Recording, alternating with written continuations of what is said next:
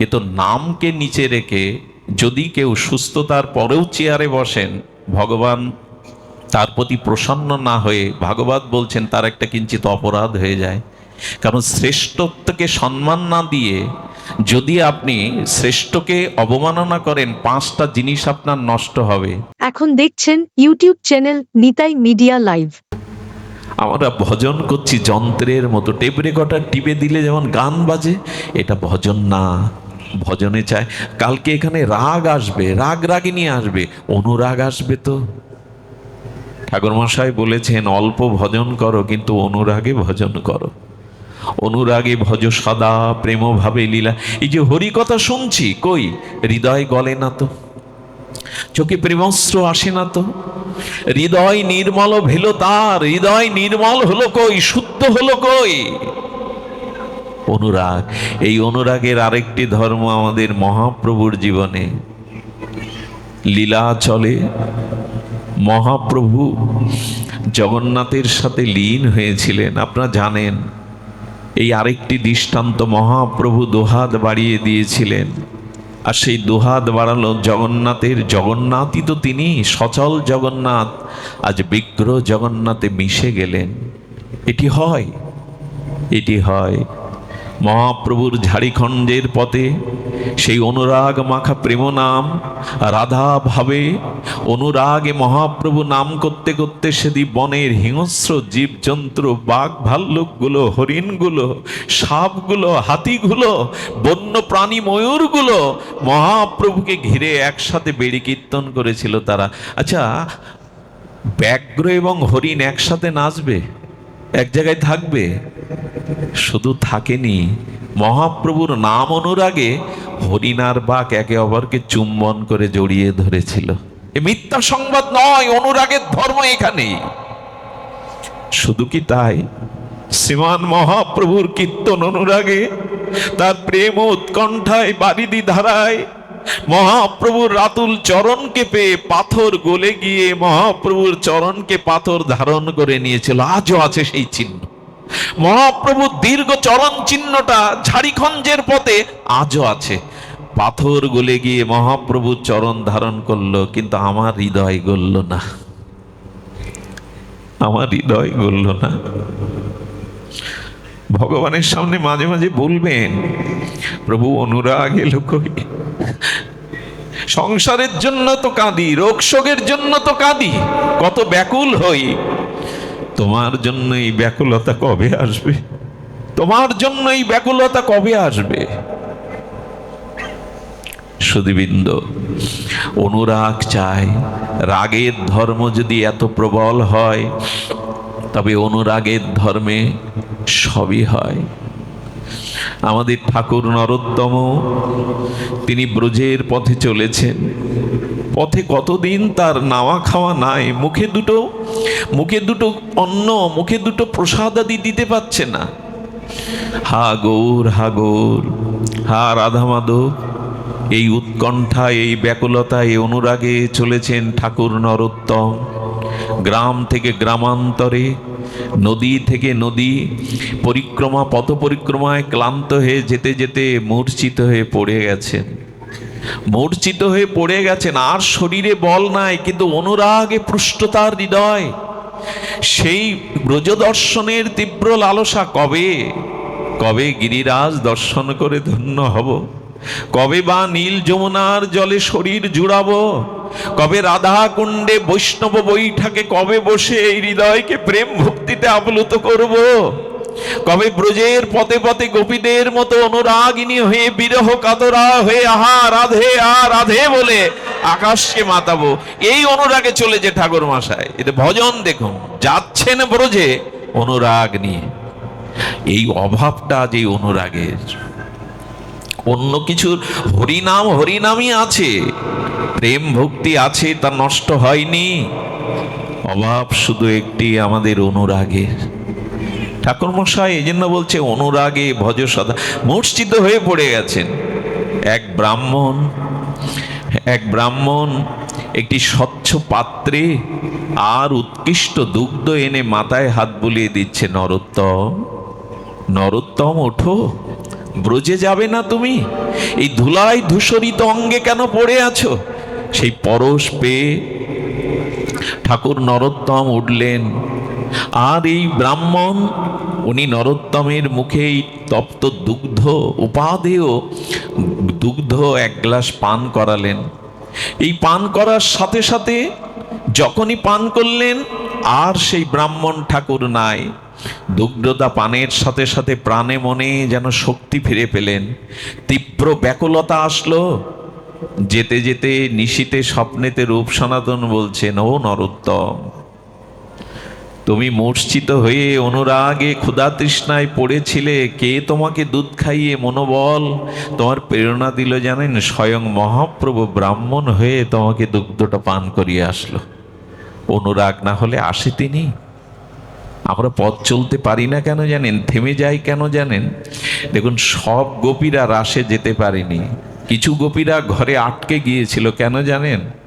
অনুরাগের অভাব থাকলে তার চরণে যাওয়া যায় না। গোপীদের অনুরাগ ছিল, কিন্তু অন্য গোপীদের মতো তীব্র অনুরাগ ছিল না। অনুরাগ না থাকলে কিন্তু বাধা পড়ে যেতে হবে, যেতে পারবো না। কিছু গোপী অবশ্য তাদের আত্মা চলে গিয়েছিল, কিন্তু দেহ সরাসরি রাসে যেতে পারেনি, কিছু বাধা আসে।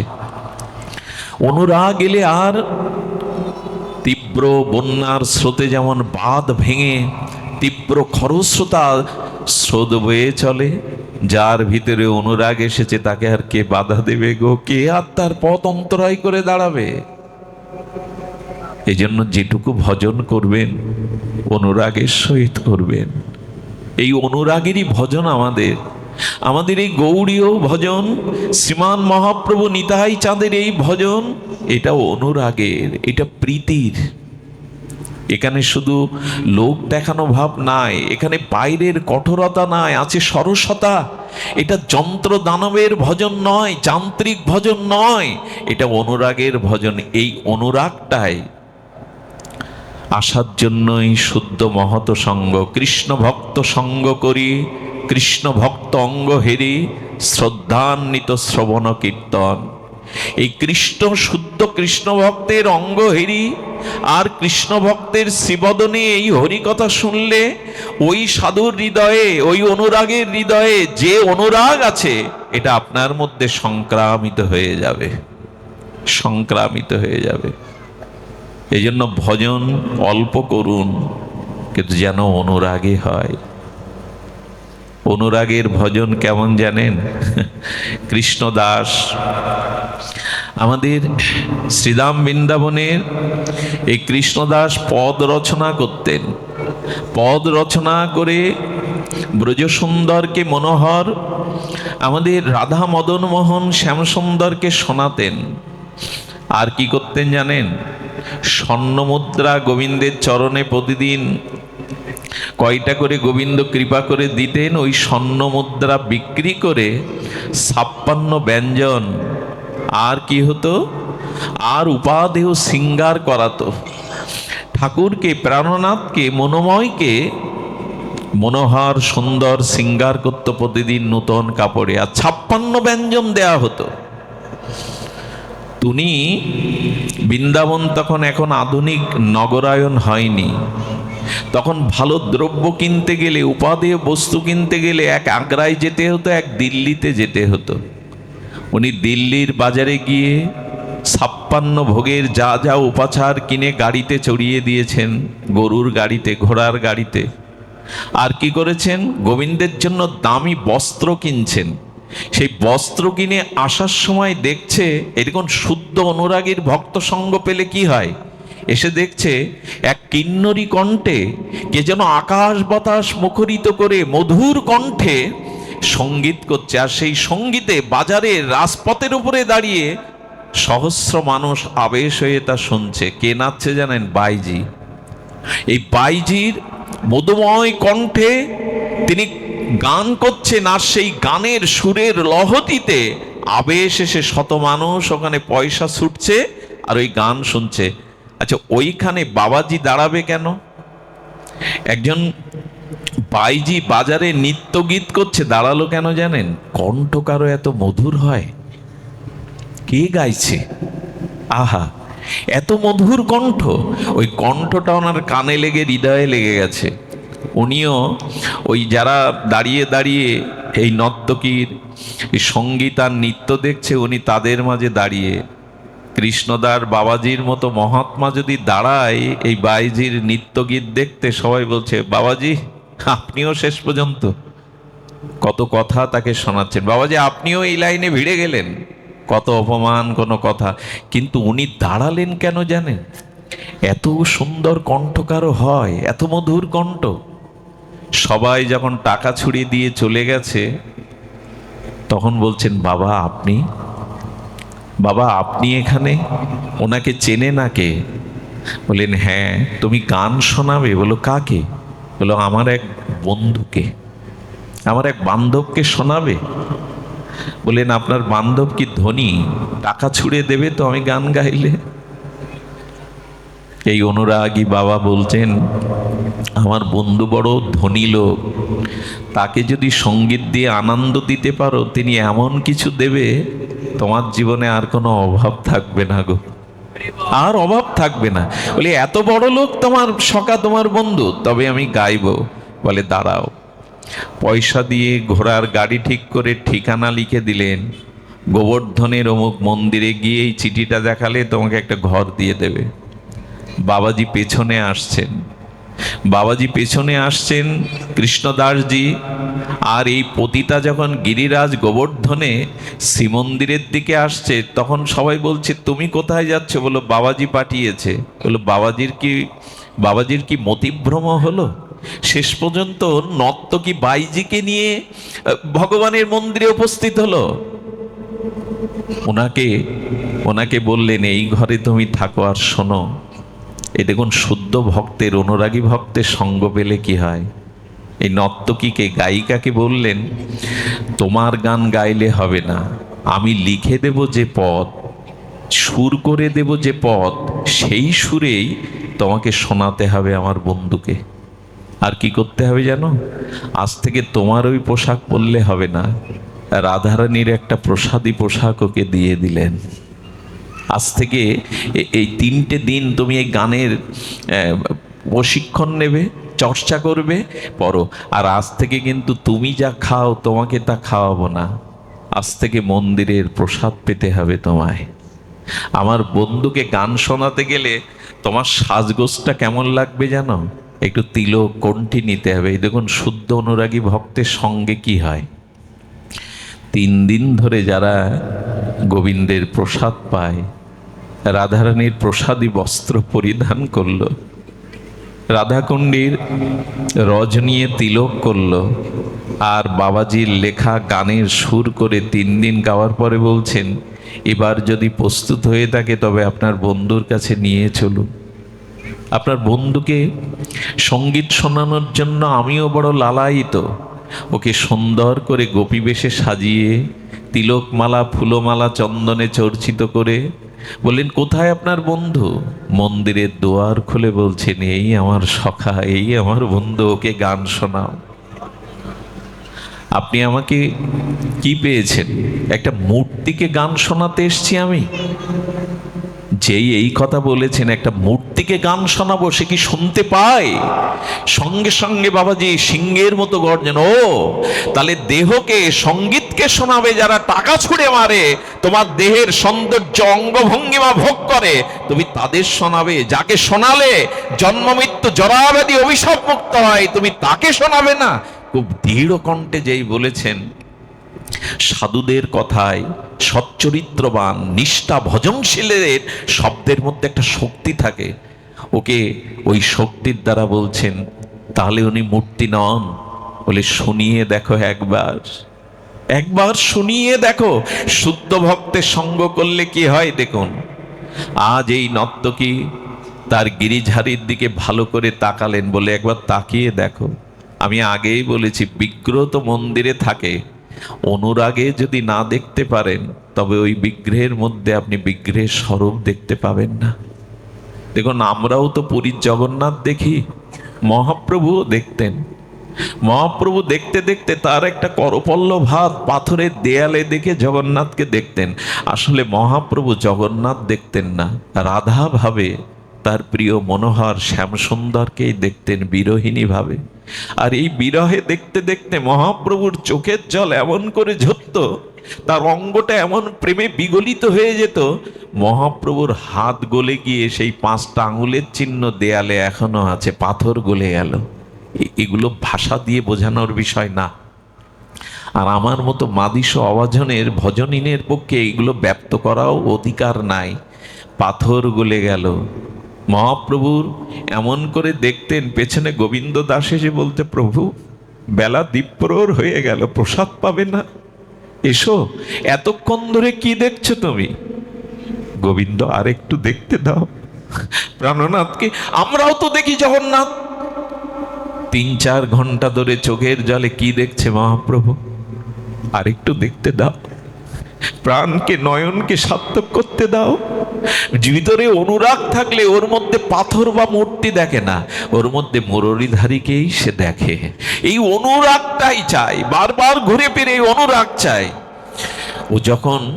ও যখন শ্রীনাথজির দিকে তাকিয়েছে, এই নর্তকী তাকিয়ে দেখছে উনি সচ্চিদানন্দ ঘন আনন্দ ঘন প্রেমময় মূর্তি। সঙ্গীত শুনতে শুনতে বললেন, সারা জীবন কোনো সৎ কাজ করিনি, আজ বাবাজির কৃপায় প্রসাদ পেয়ে তোমাকেই সঙ্গীত শোনাচ্ছি। আচ্ছা বলো না, তুমি আমার সঙ্গীত শুনছো তো? বলো না, সারা জীবন নেচেছি গেয়েছি, আজ তুমি শুনছো তো? কি বলবে বিগ্রহ?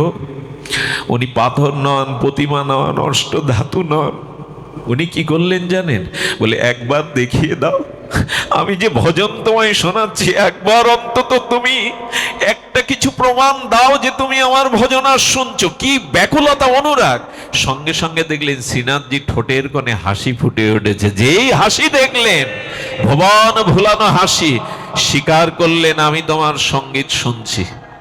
যেই না হেসেছেন বিগ্রহ, সঙ্গে সঙ্গে এই নর্তকী আজ আর প্রেমময়ী হয়ে গেছে। নর্তকী নয়, আজ তার হৃদয় অনুরাগে সিক্ত হয়ে গেছে।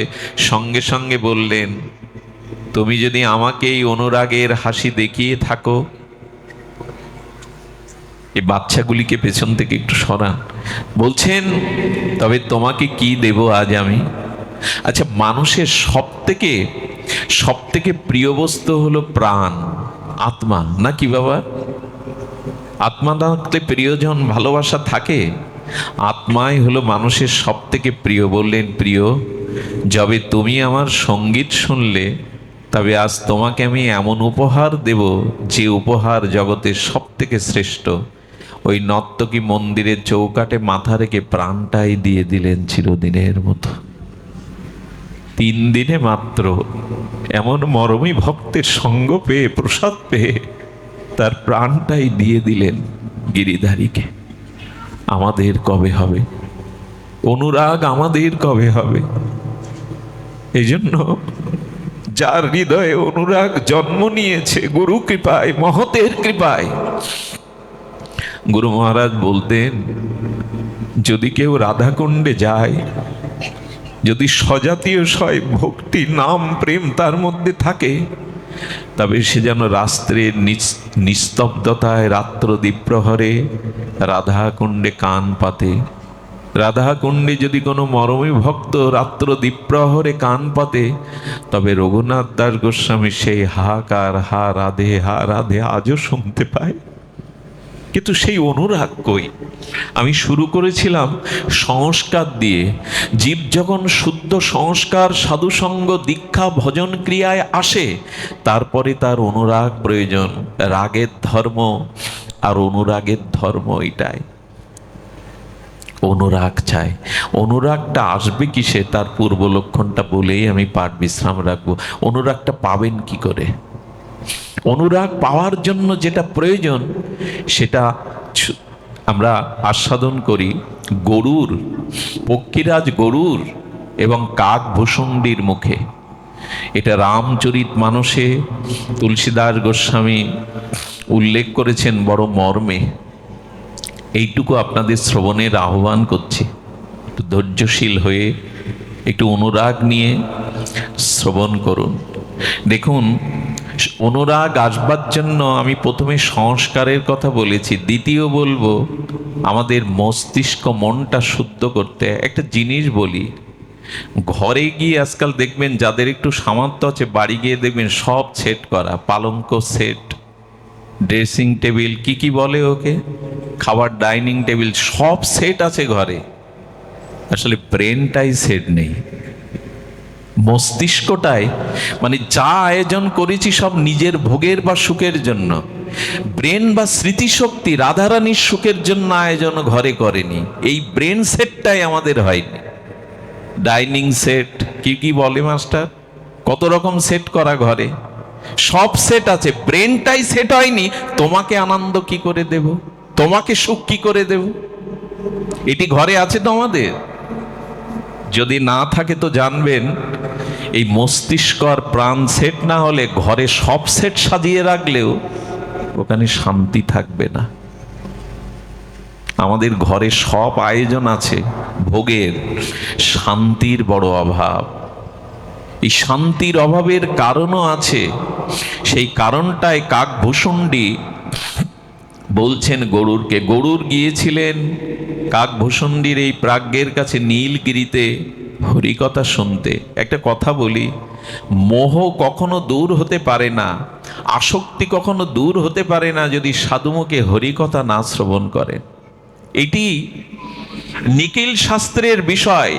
সাধুমুখে হরিকথা শুনলেন তো মোহ দূর হবে। মোহ দূর করবার, আসক্তি দূর করবার অন্য কোনো মন্ত্র বলে যায়নি শাস্ত্র।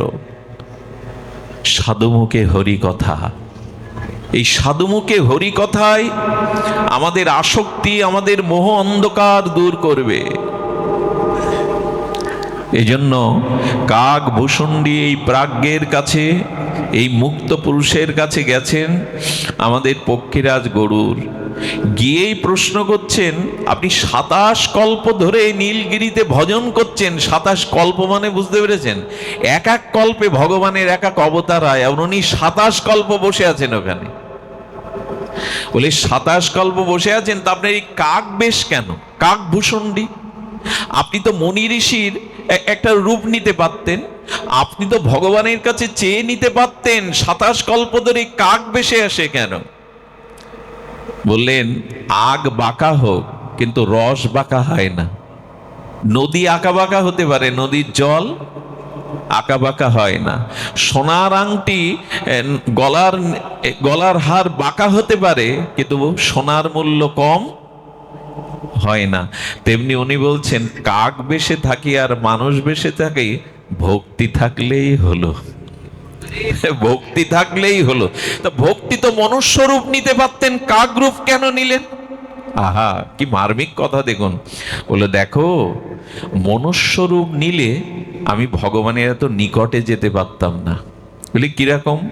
বলো, গোবিন্দ শ্রী রামলালা যখন যশোদার কোলে, যখন যখন কৌশল্যামার কোলে, তখন তোর ভেতরে সবার যাওয়ার অধিকার নেই। কোনো মানুষ যেতে পারবে? কৌশল্যা দুধ পান করছে রামকে, অন্দরমহলে যেতে পারবে?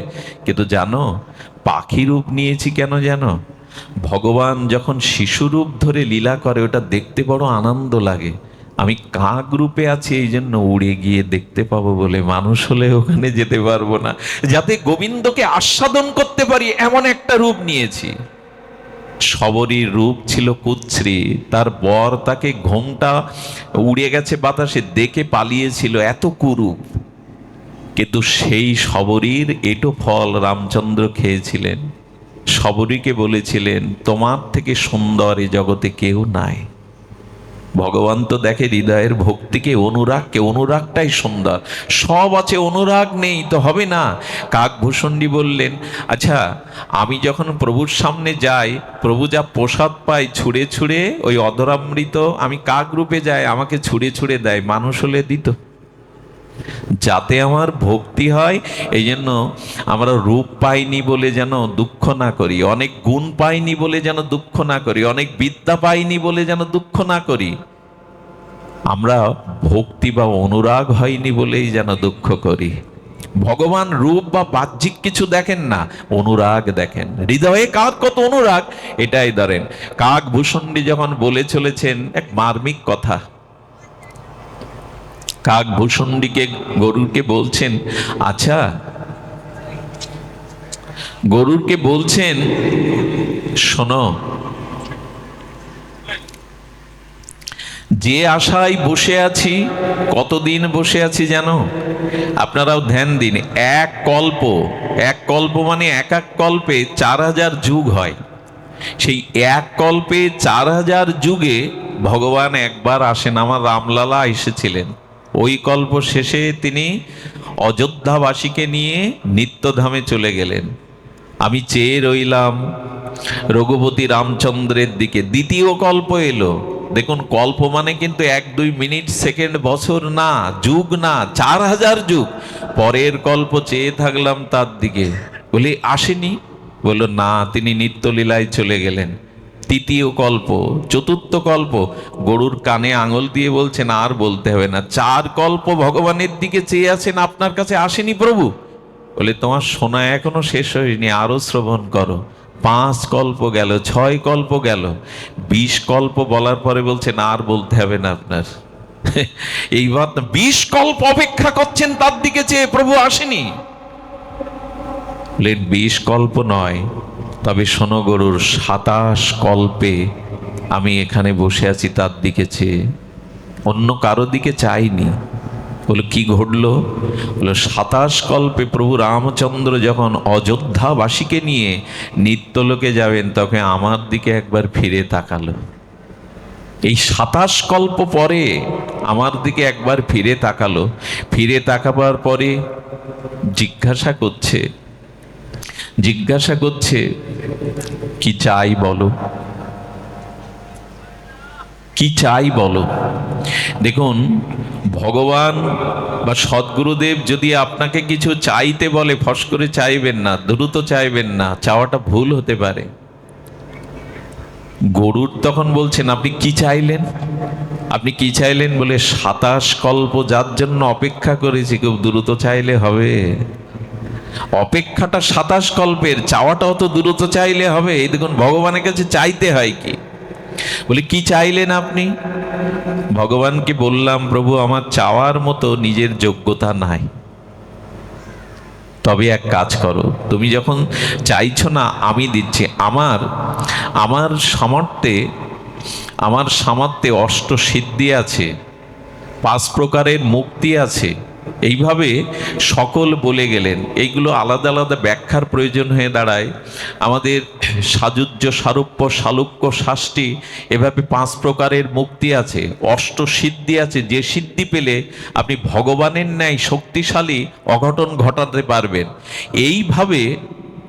এইভাবে যখন ভগবানের কাছে যা যা ছিল, সেই সিদ্ধি, অষ্টসিদ্ধি, পঞ্চমুক্তি, জ্ঞান, বৈরাগ্য, বিবেক, সাযুজ্য, সারূপ্য, শালুক্য, বললেন প্রভু ওগুলো যাদের যাদের দিয়েছো, আর নতুন কিছু আছে দেওয়ার? না, ওই নূতন কিছু না, ওই পুরনো যা দিয়ে আসছো এতকাল, আমি ওইটা চাইনি, আর নতুন কিছু আছে।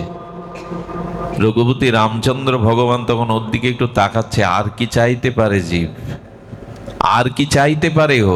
বললো প্রভু ওই যা দিয়েছো তুমি, ওইগুলি না, আমার ওগুলোতে প্রয়োজন নেই। কাকভূষণ্ডীর দিকে চেয়ে গরুর বলছেন কি চাইলেন বলুন না। বলে ওই জন্য তো বলছি 27 কল্প অপেক্ষা করার পরে চাইছি, যা তা চেয়ে তো ভুল করব না। তবে বললেন প্রভু যদি দিতেই হয়, অনিমা, লঘিমা, গরিমা, অষ্টসিদ্ধি, পঞ্চমুক্তি চাই না, তুমি তোমাকেই আমায় দিয়ে দাও। তোমার ভক্তিটাই আমাকে, অনুরাগটাই, যে অনুরাগের কথা বলছিলাম, অনুরাগ আর ভক্তিটা তোমাকেই দিয়ে দাও। প্রভু থমকে দাঁড়ালেন। এরকম চাওয়া সকলেই চাইতে পারে না।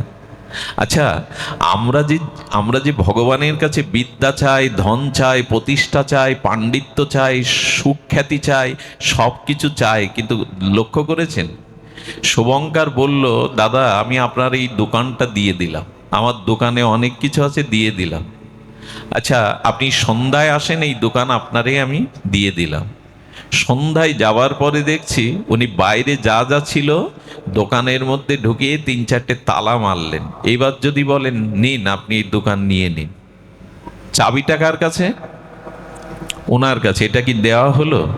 আসলে দোকান দেওয়া মানে দোকানের চাবিটা তুলে দেওয়া। ভগবানকে যেন কাকভূষণটি বলতে চাইছেন, সব দিয়েছে, ওটা দেওয়া নয়। এ বিদ্যা, ধন, মান, ঐশ্বর্য এটা দেওয়া নয়। যেদিন চাবি দেবে, অর্থাৎ ভক্তি বা অনুরাগটাই আমার কাছে দেবে, সেই দিন আমি তোমায় পাবো।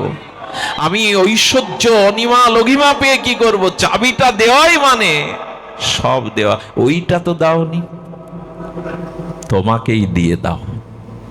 দেখুন, চাইতেও জানতে হয়, অনুরাগ না হলে তোমাকেই দিয়ে দাও। কাকভূষণটিকে তখন বলছেন গুরুর, আপনি আর কিছু চাইলেন না, ওটাই চাইলেন? বলে, ওটাই তো চাওয়া গো। 56 ব্যঞ্জন রন্ধন করলে কিন্তু একটু লবণ দিলে না, ওটা যেমন আস্বাদন হয় না, তেমন ভক্তি বা অনুরাগ না থাকলে ভগবানকে পেয়েও পাওয়া হয় না। লবণহীন ব্যঞ্জন আস্বাদন হয় না। অনুরাগ বা প্রীতি না থাকলে ভগবানকে পেয়েও পাওয়া হয় না। আমি নিবেদন করব আপনাদের, চাইতেই যদি হয়, এই নাম যজ্ঞ, এই ভজন সাধন, বিনিময় কিছু চাইবেন না। ব্যবসায়িত্তিকা বুদ্ধি যেন মাথায় না আসে। চাবিটাই চাই, সর্বস্বটাই চাই, তোমাকে চাই প্রভু। সবশেষে একটা কথা বলেই বিশ্রাম করি। দেখুন, ভগবান যাকে ঐশ্বর্য দেন, সেই ঐশ্বর্যে ভগবান তাকে নাচান, সে ঐশ্বর্যে নাচতে থাকে। ভগবান যাকে ঐশ্বর্য দেন তাকে নাচান, আর ভগবান যাকে অনুরাগ বা ভক্তি দেন, ভগবান তার হাতে নাচেন। ঐশ্বর্য পেলে ভগবান তাকে নাচান ঐশ্বর্যে, আর অনুরাগ বা ভক্তি কাউকে দিলে তার হাতের পুতুলের মতো ভগবান নাচতে থাকে। এই হলো ভক্তির পার্থক্য, এই হলো ভক্তির পার্থক্য। এইটুকু নিবেদন করি। রামচরিত মানসে রামচন্দ্রকে মঙ্গল ভবন বলেছেন। কি বলেছেন রামচন্দ্রকে? মঙ্গল ভবন। রামচন্দ্র কি? মঙ্গল ভবন। আর হনুমান যে কি বলেছেন জানেন? মঙ্গল মূরতি। হনুমান হলে মঙ্গল মূরতি, আর রামচন্দ্র মঙ্গল ভবন। মূর্তিতে ভবন থাকে না, ভবনে মূর্তি থাকে। ভবন মানে ঘর, গৃহ।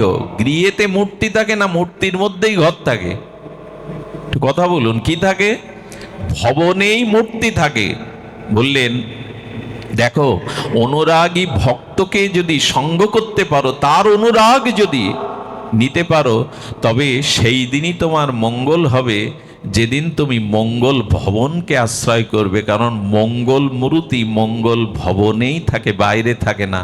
তো ভগবানকে অনুরাগ ও প্রীতি দিয়ে, ভক্তি দিয়ে যদি আশ্রয় করতে পারো, তখন মঙ্গল ভবনে মঙ্গল মূর্তি প্রকাশ হয়ে যায়, কারণ ভবনেই মঙ্গল অবস্থান করে। আপনাদের কাছে অনুরোধ, আপনারা কালকে নামযজ্ঞ শুনতে আসবেন। এই নামযজ্ঞ কমিটি কারা আমি তাদের চিনি না। আমাদের জোড়নপুরের শ্রদ্ধেয় খোকন দাদা এই অনুষ্ঠানের জন্য আমাকে বলেছেন যে দাদাদি একবার আসুন। তার কথা রাখতেই আসা। তবে কমিটিকে বলি, যজ্ঞ যারা করছেন, এই যজ্ঞ করার পেছনে, যজ্ঞের সেবক হওয়ার পেছনে কিছু যোগ্যতা ভাগবত বলে দিয়েছে। সেটা হলো সেবা বুদ্ধি। যজ্ঞ মানে সেবা বুদ্ধি। আমি অনেক অনেক অনুরাগে বারবার বলি, এইখানে যারা 50-60 কিলোমিটার দূরে নাম শুনতে এসে, অনেক বৃদ্ধ মানুষ কোনো আশ্রয় না পেয়ে এখানেই সারা রাত জেগে নাম শুনেছে, সকালবেলা তাদের বাড়ি নিয়ে স্নান করিয়ে দুমুঠো আহারের ব্যবস্থা করেন তো না? মেয়ে জামাই মেসোমাসি এসছে, তাদের দিকে লক্ষ্য করেন। যোগ্য মানে এই নয় নিজেদের প্রকাশ করা। আমরা এত টাকার দল এনেছি, এত ভালো ডেকোরেটর করেছি, প্রতিযোগিতা যোগ্য নয়। কলিতে যজ্ঞগুলোর দ্বারা সার্থক ফল হয় না, এই কারণে এখানে প্রতিযোগিতা লেগে যায়। নিজেদের অস্তিত্বের বিষয়ে আমরা সেবার বিষয়ে লক্ষ্য থাকে না। পুরাতনীনের যজ্ঞ যখন হতো, আমি ছোটবেলায় দেখেছি 1 কিলোমিটার দূরে মা ঠাকুরমারা রাস্তায় ঝাড়ু দিত। ঠাকুমা রাস্তায় ঝাড়ু দিচ্ছ কেন? বলি এই পথ দিয়েই তো যজ্ঞ শুনতে যাবে সাধুরা, অনেকের চরণে জুতা থাকে না, পাদুকা থাকে না, যদি কাটা ঝিল ফোটে তাই রাস্তা পরিষ্কার করছে। এই হলো যজ্ঞের ভাবনা। আগে দেখতাম এই কঠোর তাপ ও প্রবাহে একটা চালা তৈরি করে, পাতার চালা তৈরি করে, আর জল নিয়ে ছোলা নিয়ে বসেছে। কেন? যজ্ঞে যাচ্ছ আমাদের গ্রামে, পিপাসা লেগেছে, একটু চাওয়ার আগে যাতে জল দিতে পারি। কোথায় সেগুলি? যজ্ঞে আসলে আগে অনেকেই চরণ ধুয়ে দিত, সাধু গুরু বৈষ্ণব এদের চরণ জল করত। এখন আর সে ব্যবস্থা নাই। সুধীবৃন্দ, আরো একটা কথা বলি, এই নাম যজ্ঞে কালকে যারা আসবেন, শারীরিক অসুস্থ যাদের আছে, যারা মাটিতে বসতে পারেন না, যাদের শারীরিক সমস্যা, যাদের শিরা বা অন্যান্য সমস্যা আছে, তারা চেয়ারে বসবেন। কিন্তু নামকে নিচে রেখে যদি কেউ সুস্থতার পরেও চেয়ারে বসেন, ভগবান তার প্রতি প্রসন্ন না হয়ে, ভাগবত বলছেন, তার একটা কিঞ্চিত অপরাধ হয়ে যায়। কারণ শ্রেষ্ঠত্বকে সম্মান না দিয়ে যদি আপনি শ্রেষ্ঠকে অবমাননা করেন, পাঁচটা জিনিস আপনার নষ্ট হবে: আয়ু, শ্রী, যশ, সুকৃতি এবং ধর্ম। এই জন্য নামযজ্ঞের আসরে এসে, আচ্ছা, সুখদেব ভাগবত বলছেন, সামনে কে বসে শুনছেন জানেন? নিচেতে কে শুনছেন? ব্যাসদেব, পরাশর, বশিষ্ঠ, মৃত্যুঞ্জয়ী মহাপুরুষরা নিচে বসে শুনছেন। আগেকার দিনে চেয়ারের ব্যবস্থা রাখতে হবে, তবে কাদের জন্য?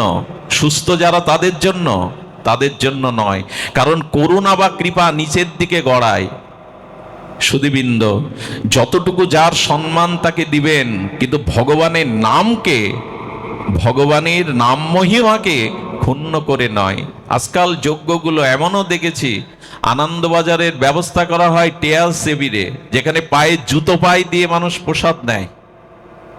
ভগবানের প্রসাদ পাদুকা পায়ে দিয়ে নিতে হয়। সনাতন হিন্দু ধর্ম বলছে পাদুকা পায়ে দিয়ে কোনো ভোজনই করার বিধান শাস্ত্রে লেখেনি। জুতো পায়ে দিয়েই মানুষ মহাপ্রভুর ভোগ পাচ্ছে, কল্যাণ কোথায়? এই জন্য যজ্ঞের নাম করে আমরা যেটা করছি তাতে যেন সংস্কার থাকে। খুশি হতে পারেন, নাও খুশি হতে পারেন, আমার কিছু করার নেই। আমাকে পুনরায় আপনাদের আমন্ত্রণ করে আনতে হবে এ কথা নয়, কিন্তু যজ্ঞ তখনই সফল হবে যখন সেবা মনোভাব নিয়ে করতে পারবেন। আজ মানুষের জীবনে সব থেকে বড় শান্তির অভাব অহংকারের কারণে। কাম যদি কারো ভেতরে আসে, শুনুন, সব থেকে বড় শত্রু কাম। সামনের মানুষ বুঝতে পারে না যতক্ষণ এই কাম সাকার হয়ে তার উপর অর্পণ না হয়। মনে আসলে আমার মধ্যে কাম আসলো, কিন্তু সামনের লোক বুঝতে পারে না যতক্ষণ কাম প্রয়োগ না হয়, তার উপরে সাকার না হয়। আচ্ছা, আমার ক্রোধ আসলো, ততক্ষণ বুঝতে পারবে না সামনের লোকটা যখন ক্রোধ প্রকাশ, চোখের দ্বারা বাণীর দ্বারা প্রকাশ না হবে। আচ্ছা, লোভ আসলো, লোভ প্রকাশ হয় না যতক্ষণ ভেতরে থাকে, সামনে যে আসে প্রকাশ হয় না যতক্ষণ ভেতরে থাকে। কিন্তু অহংকার এমন একটা জিনিস, ওটা ভেতরে থাকে না, ওটা প্রথমেই সামনের লোক বুঝতে পারে, তবেই অহংকার আসে। আজকে শান্তির পিছনে সব থেকে বড় বাধা অহংকার। যার এটা আছে, আমাদের বিশ্বনাথ চক্রবর্তী বলছেন, যখন এই বিদ্যুতের ব্যবস্থা ছিল না, হ্যাসাক লাইটের ব্যবস্থা ছিল, মাঙ্গলিক অনুষ্ঠানে জ্বালাতো, হ্যাসাক লাইটের মেন্টালটা দেখতেন, ওখানে তেল দিয়ে আগে ভিজিয়ে আগুন দেয়া হতো, ওইটা পুড়ে ছাই না হওয়া পর্যন্ত ওর থেকে জ্যোতি বেরোতো না। আগে অহংকার পোড়াও, তবে যজ্ঞ করার অধিকার তোমার। ভগবান শ্রীকৃষ্ণ রাজসীয় যজ্ঞে ইটো পাতা পরিষ্কার করেছিলেন, ভক্তদের চরণ জল করেছিলেন। কোথায় সেই যজ্ঞ? এই জন্য অভিমান ত্যাগ যার নেই, সে শান্তি পেতে পারে না। অভিমান ত্যাগ করেই কর্ম করলে তার জীবনে কাম করলো ভেতরে থাকে, ওটা প্রকাশ সাকার না হওয়া পর্যন্ত বোঝা যায় না। কিন্তু অভিমান অহংকার এমন একটা জিনিস, ওটা আমার ভেতরে আসার সাথে সাথে বাইরের লোক জেনে যায়। অভিমান অহংকার এমন একটি জিনিস, এটি বাদ দিয়েই আমাদের পথ চলতে হবে। এছাড়া শান্তির কোনো দ্বিতীয় পথ খোলা নেই। পাপের রূপ কেমন প্রভু বিস্তারিত বলছেন, এটা বলতে বলতেই অনেক দিন হয়ে গেল।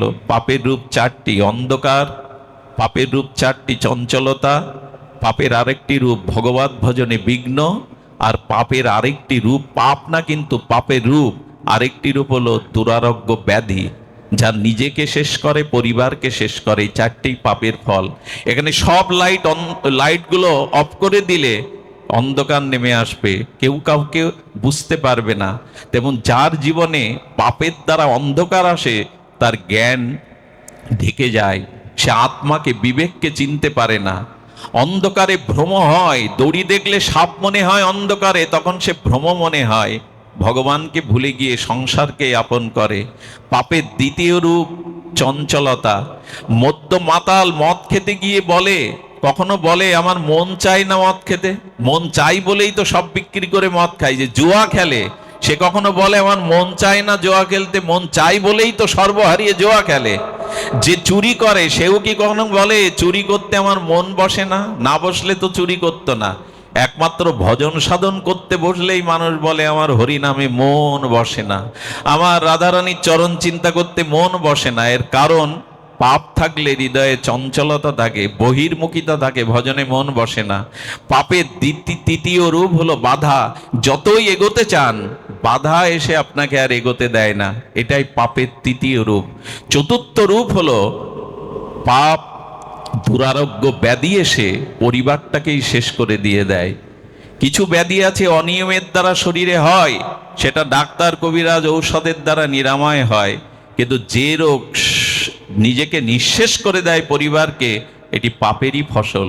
তাই ভাগবতে বলছেন, এই পাপ দূর করবার একমাত্র উপায় নাম সংকীর্তনাং যস্য সর্ব পাপ প্রণশনম।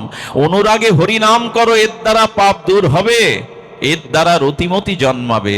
তাই নামকেই যেন আমরা অনুরাগে নেই, হরিকথাকেই যেন আমরা অনুরাগে নেই। অভিমান জীবন থেকে বাদ দিয়ে শান্তির খোঁজের পথযাত্রী যেন আমরা হই।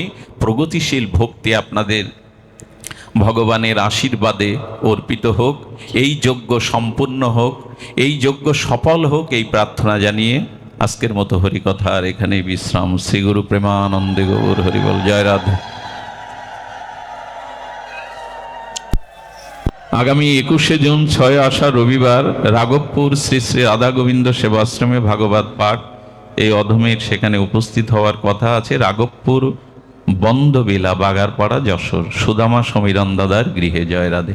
আমি ইউটিউবারদের একটু হাত জোড় করে বলছি, শুনুন। আজ আমি একটা পাঠে দেখলাম, আমারই পাঠগুলো সেখানে বলা আছে, ওই কথা আসেনি বলে মমতার পতন হলো কেন, এ কথা তো বলা হয়নি। বলা হয়েছে যে সাধক যারা ধ্রুব প্রহ্লাদ, তাদের ভূতপূর্ব মহারাজ বলে না, কিন্তু যারা ক্ষমতায় ছিল আজ নেই, তাদের কি বলে? ভূতপূর্ব প্রধানমন্ত্রী। কিন্তু লেখা হয়েছে, এগুলো বিতর্কের সৃষ্টি করে। আজ একজন ইউটিউবে লিখেছে, আষাঢ় মাসে এই 4টি কথা শ্রবণ করলে তার পুত্র সন্তান হয়। এইসব কথা বলি আমরা, কেন এইগুলি দেন? আপনাদের কাছে অনুরোধ, যারা এই চ্যানেলগুলো দেয়, আপনারা তাদের একটু বলবেন, তাদের বলবেন এরকম বিতর্কিত কোনো পাঠের বিষয়বস্তু যা প্রাসঙ্গিক না, তা যেন ওই হাইলাইটস করতে গিয়ে, তাদের প্রচার করতে গিয়ে এইসব কথাগুলো না প্রকাশ করে। আপনাদের কাছে অনুরোধ থাকলো, এইভাবে যেন প্রকাশ না করে আপনারা বলে দিন। এগুলো ব্যথা লাগে যখন পাঠের বিষয়বস্তু বাদে উল্টো পাল্টা ওই প্রসঙ্গটাই লিখে দেয়া হয়। আপনাদের কাছে অনুরোধ, এইটা যেন কেউ না করে, আপনারা কৃপা করে তাদেরকে একটু জানিয়ে দেবেন। জয় রাধে। সোমবার দল আছে না, একটু রাধা নাম হবে না? আচ্ছা আচ্ছা, ঠিক আছে।